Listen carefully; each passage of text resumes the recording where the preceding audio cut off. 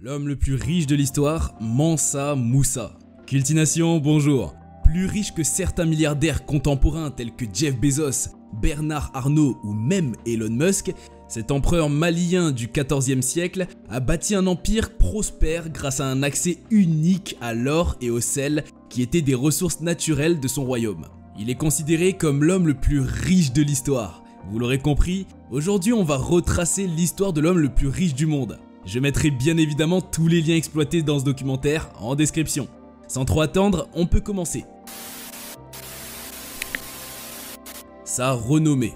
Appelé aussi Kankan Moussa, Mansa Musa est le 10e souverain à régner sur l'Empire du Mali, l'un des royaumes les plus grands et les mieux organisés qu'a connu l'Afrique. C'est sous son règne que ce riche empire d'Afrique de l'Ouest a atteint son apogée au XIVe siècle. On se demande tous comment il a accédé au trône.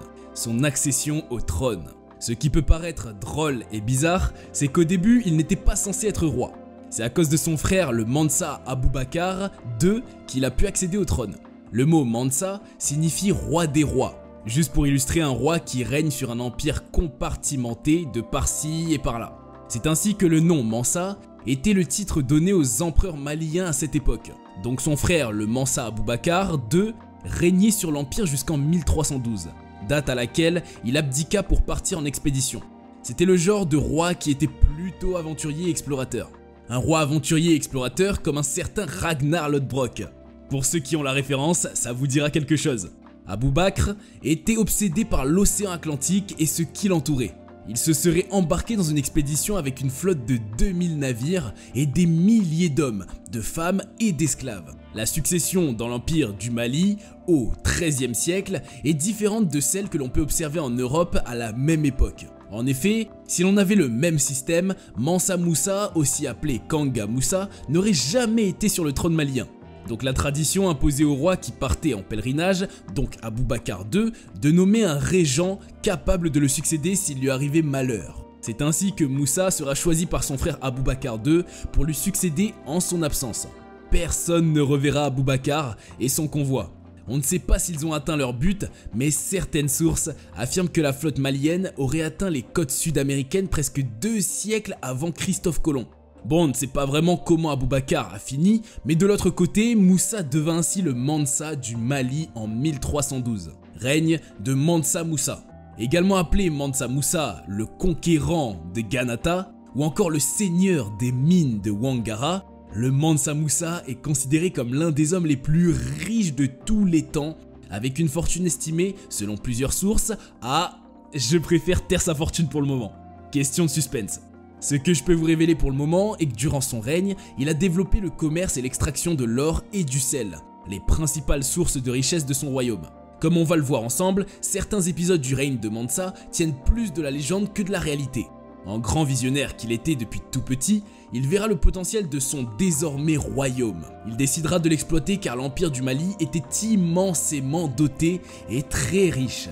Sous son règne, le royaume du Mali s'est considérablement développé. Le royaume s'étendait sur environ 3000 km, de l'océan Atlantique jusqu'au Niger actuel, en passant par le Sénégal, la Mauritanie, le Mali, le Burkina Faso, le Niger, la Gambie, la Guinée-Bissau, la Guinée et la Côte d'Ivoire. En plus de cette grande étendue terrestre, il disposait de grandes ressources comme l'or et le sel. Ces mines d'or pouvaient produire jusqu'à 1 tonne d'or par an, ce qui équivalait à près de la moitié des réserves d'or de l'ancien monde selon le British Museum. En son temps, cette quantité produite par un seul empire était astronomique et inégalée. Et toute cette or appartenait au roi, ce qui lui valait le nom du seigneur des mines. Pour le docteur Rudolf Warr de l'Université de Californie, il est clair qu'il n'existe qu'un empire qui ait pu rivaliser avec la puissance économique, politique et militaire de celui de Mansa Musa à cette époque, l'Empire de Chine. Bien que cet empire soit immensément riche mais peu connu, le Mansa Musa a essayé d'annexer 24 villes voisines telles que Tombouctou et Gao. Malgré cela, son empire était renfermé sur lui-même et peu connu dans les contrées voisines. D'ailleurs, il ne figurait sur aucune représentation cartographique de l'époque, et les rares contacts qui se faisaient avec le reste du monde étaient via les quelques marchands qui s'aventuraient dans le Sahara. Quelques savants arabes ont écrit sur cet empire d'antan. C'est grâce à eux et leurs écrits qu'on sait aujourd'hui à quoi ressemble l'emblème de l'empire du Mansa Musa. Donc comme je le disais, même si l'Empire du Mali avait de telles quantités d'or, le royaume lui-même n'était pas bien connu. Alors pour faire connaître son empire et affirmer sa richesse, le Mansa a eu une idée ingénieuse et assez originale. Comme tout bon musulman riche, il décida d'aller en pèlerinage à la Mecque. Je tiens quand même à rappeler qu'aller au pèlerinage demeure l'un des 5 principaux piliers de l'islam. Dans le cas du Mansa, ce voyage peut être considéré dans le marketing contemporain comme un vrai coup de génie qui lui permettra de mettre en avant son empire, d'une pierre deux coups. Son voyage à la Mecque. Pour son voyage, le Mansa n'a pas lésiné sur les moyens. C'était un très grand voyage, puisqu'il emmena avec lui ses serviteurs, ses dromadaires, ses esclaves et bien évidemment de l'or. En tout, pour sa caravane pour la Mecque, le roi aurait quitté le Mali avec 60 000 hommes. Il prit toute sa cour royale et ses fonctionnaires, des soldats, des griots, des marchands, des caravaniers et 12 000 esclaves, ainsi que des chèvres et des moutons pour se nourrir. C'était comme si toute une ville traversait le désert. Tout ce beau monde se mettait en route pour le pèlerinage en 1324. Une caravane pas comme les autres, car tous les membres venaient d'un royaume riche, donc ils étaient partis avec une énorme quantité d'or. Il fallait bien révéler leur richesse au monde entier. Tous les membres de cette caravane étaient vêtus de soie et portaient des bâtons d'or tout en occupant des chevaux et des sacs. Une centaine de chameaux étaient en remorque, chaque chameau transportant des centaines de livres d'or pur. Un vrai spectacle. Un voyage monumental qui le rendit célèbre, notamment en Afrique du Nord et dans le Proche-Orient. Dans chaque ville qu'il traverse, Moussa faisait preuve de générosité en offrant ses richesses. Il distribuait d'immenses richesses et donnait de l'argent pour la construction d'une mosquée chaque vendredi dans le village qu'il visite, ce qui a eu un impact sur certaines économies. Aller à la Mecque pour un musulman, comme le Mansa, était important, mais distribuer sa fortune et ses richesses demeure un coup de génie de sa part. Ce qui va marquer des esprits et beaucoup de gens lors de son voyage. Il faut avouer que si on était à leur place, on serait également impressionné par leur richesse et leur opulence. Sur sa route, le Mansa continua à jouer au bon samaritain, jusqu'à ce que sa caravane atteigne le Caire en Égypte. Si jusque-là, les choses semblaient bien se passer pour le roi et sa caravane, le sultan égyptien ne va pas du tout aimer la zizanie que le Mansa est venu semer dans son empire en distribuant ce précieux métal à ses habitants. On peut comprendre la réaction du sultan du Caire, An-Nazir Muhammad Ben Kalaoun, qui avait accepté de le loger par diplomatie et par bienveillance.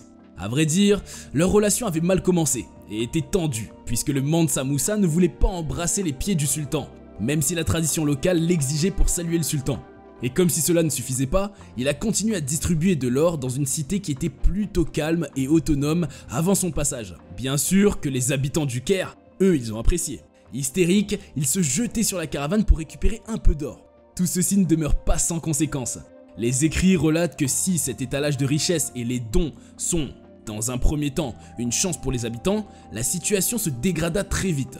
En effet, un tel afflux d'or entraîna une très forte inflation des prix dans les régions qu'il traverse. Il distribuera tellement d'or au Caire qu'il subirait une très forte dévaluation. Il perdit de valeur. L'économie a ainsi plongé dans cette crise et elle mettra plus de 10 ans à s'en remettre. Mansa Moussa a laissé au Caire un souvenir si mémorable que le célèbre historien syrien Al-Oumari, qui a visité la ville 12 ans après le passage du roi malien, a raconté à quel point les habitants du Caire parlaient encore de lui. La société américaine Smart Asset estime qu'en raison de la dépréciation de l'or, le pèlerinage de Mansa Moussa a entraîné des pertes économiques d'environ 1,5 milliard de dollars américains à travers le Moyen-Orient.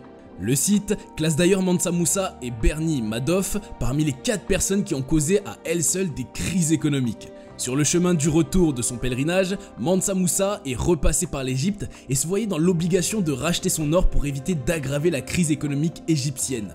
Selon certains, afin de leur porter main forte, il a tenté d'aider l'économie du pays en retirant une partie de l'or de la circulation en l'empruntant à des taux d'intérêt exorbitants auprès des prêteurs égyptiens. De toute façon, pour lui, il avait réussi son pèlerinage et a marqué les esprits comme il voulait le faire si bien que son nom était connu un peu partout au Moyen-Orient, en Afrique et aussi même en Europe. Grâce à sa richissime traversée et sa nouvelle renommée intercontinentale, l'Empire du Mali sera connu et sera même représenté pour la première fois sur une carte géographique. L'Atlas catalan, créé en 1375 par des cartographes espagnols, c'est d'ailleurs grâce à cette carte qu'on a su à quoi ressemblait Mansa Moussa, puisqu'elle mettait en exergue l'Afrique de l'Ouest dominée par une représentation de Mansa Moussa assis sur un trône, tenant une pépite d'or dans une main et un bâton doré dans l'autre. Après la publication de cet atlas, Mansa Musa s'est imposé dans l'imaginaire mondial comme une figure d'une richesse prodigieuse. Retour au pays et l'âge d'or de son empire. Il ne fait aucun doute que Mansa Musa a dépensé ou gaspillé beaucoup d'or durant son pèlerinage. Mais cette générosité excessive a aussi attiré l'attention du monde entier. Il avait littéralement mis le Mali et lui-même sur la carte du monde.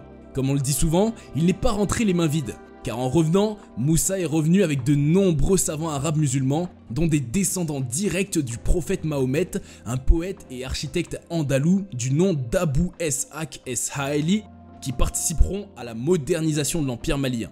Méconnu du public avant son pèlerinage, l'empire du Mali commençait à attirer des étrangers et surtout des curieux musulmans qui voulaient en savoir plus sur cet empire. Car Mansa Musa avait vulgarisé l'islam dans tout son pays. Il transforma Tombouctou en un Eldorado africain. Et les gens venaient de près ou de loin pour y jeter un coup d'œil.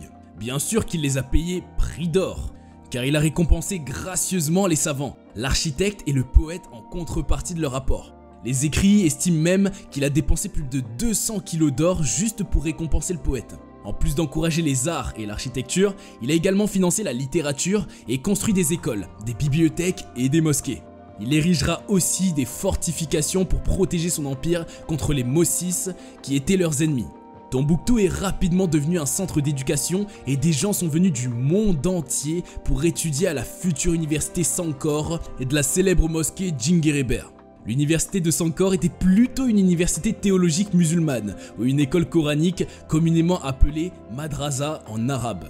Il construisit également beaucoup d'autres endroits. Il fit de Tombouctou un formidable carrefour religieux, culturel et commercial. Elle devint renommée pour son enseignement islamique et fut si prospère que des marchands européens en entendirent parler.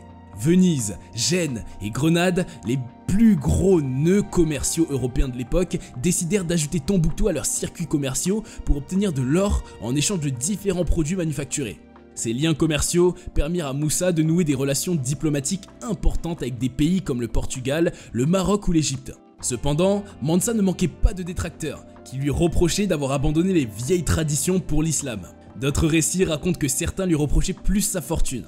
Il était tout sauf un bon comptable et minimaliste car ses détracteurs lui reprochaient aussi d'avoir dilapidé des centaines de kilos d'or sur son chemin aller-retour pour la Mecque et dans les nombreux chantiers faramineux qu'il avait entrepris. Normal qu'après tout cela, les caisses soient vides puisque plus le temps passait, plus la réserve d'or tarissait. D'autres récits disent qu'il avait tellement dépensé qu'il n'avait plus d'or. Mort du seigneur des mines. La date de sa mort n'est pas connue puisque l'empire du Mali n'a pas d'archives écrites connues. Bon, je ne pourrais pas vous assurer de quand exactement il est mort. On peut cependant estimer qu'il a pu régner 25 ans et serait donc mort en 1332. Mais d'autres possibilités et sources évoquent une mort plus jeune après son retour de la Mecque ou plus vieux notamment après 1337. À sa mort, son empire comprend en termes de frontières actuelles le Niger, le Sénégal, la Mauritanie, le Mali, le Burkina Faso, la Gambie et la Guinée-Bissau, la Guinée et la Côte d'Ivoire. Ses fils ont hérité de l'empire, à commencer par son fils Magan. Mais ils n'ont pas pu maintenir son unité. L'empire finira par se diviser en une multitude de petits royaumes. S'il y a une chose aussi incertaine que la date de sa mort, c'est bien l'estimation exacte de sa fortune qui demeure une chose indéfinie. La fortune du Mansa Musa. Tous ces récits autour de son histoire et de sa richesse immense ont fait qu'il a acquis au fil des ans le titre de l'homme le plus riche de tous les temps. Assez flatteur comme titre. Indéniablement, il était immensément riche. J'ai joué la carte du suspense sur sa fortune jusque-là, mais je crois qu'on mérite tous de savoir à combien elle s'élève pour qu'il hérite de titres. Bref, en effet, en 2012, le site américain Celebrity Net Worth a estimé que sa fortune aurait atteint 400 ou 500 milliards de dollars, voire 600. Mais les historiens de l'économie s'accordent à dire que sa fortune est impossible à chiffrer. Juste pour comparer, la fortune du patron de Tesla, Elon Musk, est estimée à 219 milliards de dollars. Celle du patron d'Amazon Jeff Bezos à 171 milliards de dollars, ou encore celle du français Bernard Arnault à 158 milliards de dollars. Ces estimations sont récentes et actualisées du site Forbes. Revenons au Mansa Musa. Est-ce vrai qu'il a eu cette fortune? Cette estimation est-elle la bonne? Cela je ne saurais dire, car oui, les économistes ont estimé sa fortune, mais ils n'ont pas prouvé leurs calculs et aussi les sources sur sa fortune sont peu nombreuses, ou elles ne concordent pas sur les faits. Ce que je pourrais vous dire par contre est que même si sa fortune n'est pas de 400 milliards de dollars ou plus, l'impact de ce Mansa fut quand même remarquable. Il reste le symbole d'un empire rayonnant, même si son histoire est peu connue ou oubliée. L'émerge des empires rivaux, l'apparition de nouvelles routes commerciales et le manque d'ambition de ses successeurs ont précipité la chute de son legs. Bon voilà, j'espère que cette histoire vous a plu. Pensez à mettre un like, un commentaire et à vous abonner pour nous soutenir. Ça fait toujours plaisir de partager nos recherches avec vous. Mais avant de partir, n'hésitez pas à aller faire un tour sur notre chaîne. Allez, à très bientôt sur Cultina.